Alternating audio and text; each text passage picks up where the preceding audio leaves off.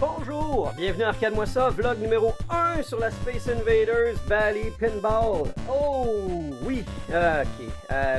J'avoue, je suis en retard sur ma cédule, mon horaire, parce que bon, j'ai commencé à faire un petit projet de menuiserie on the side. Désolé, il n'y aura pas de vlog là-dessus, mais je suis en train de retaper des petites tables de chevet et il y a eu beaucoup de sablage et ça a fait de la poussière à une quantité phénoménale. Alors il y a de la poussière partout.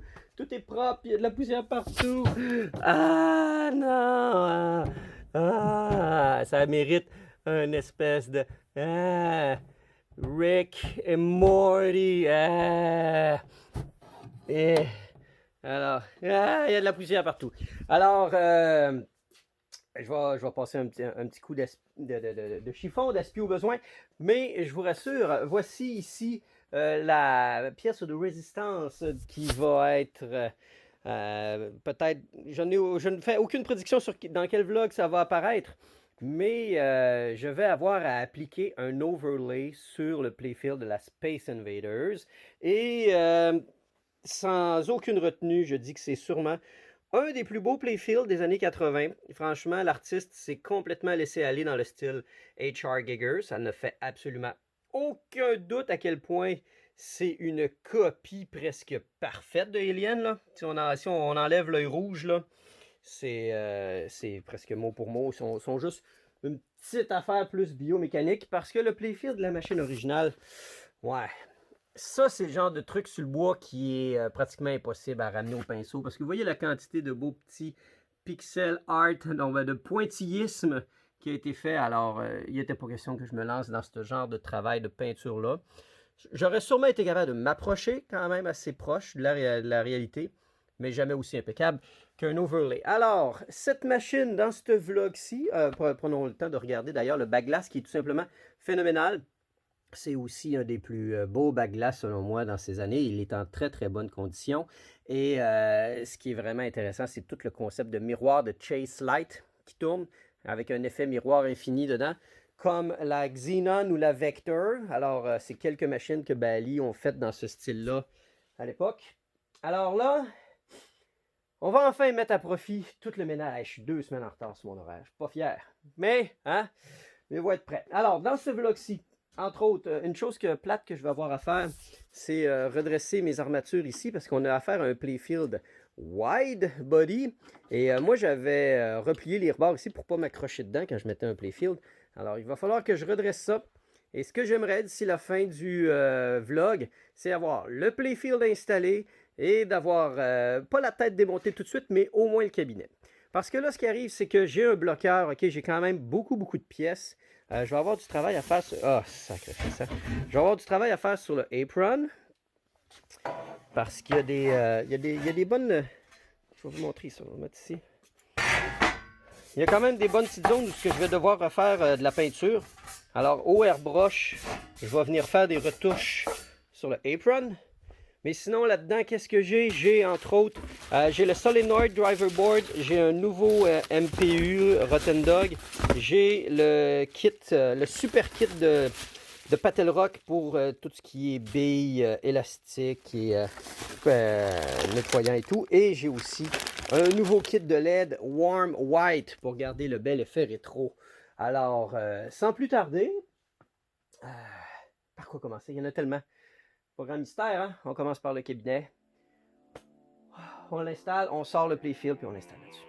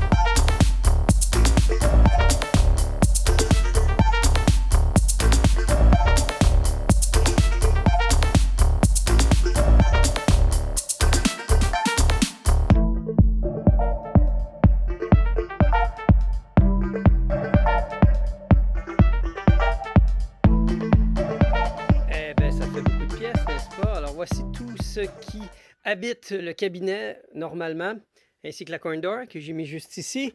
Et on a maintenant enfin un cabinet complètement dégarni, dénudé, à part peut-être les deux petites plaques de métal qui sont ici, qui sont clouées, peut-être que je chercherai à les enlever.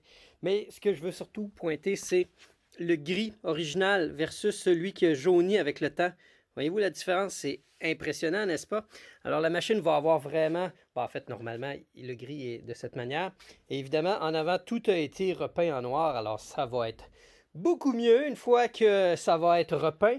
Parce que tantôt là, je sais pas, des fois ça m'arrive, je pars sur un sujet, puis là je parle de X, Y, Z et puis je m'en vais complètement champ gauche sur le Z et puis j'ai oublié de revenir à X, Y.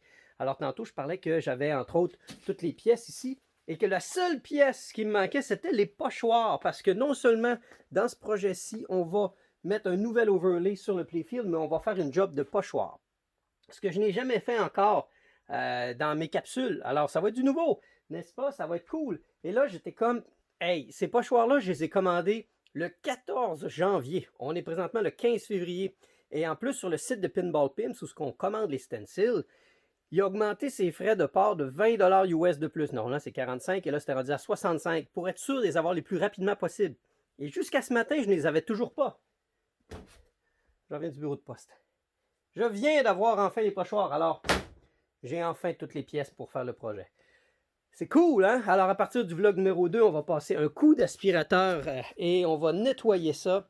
On va la mettre sur les chevalets et... on va commencer à sabler et décaper ça, faire de la potée en masse. Bref, ça va être beaucoup de menuiserie.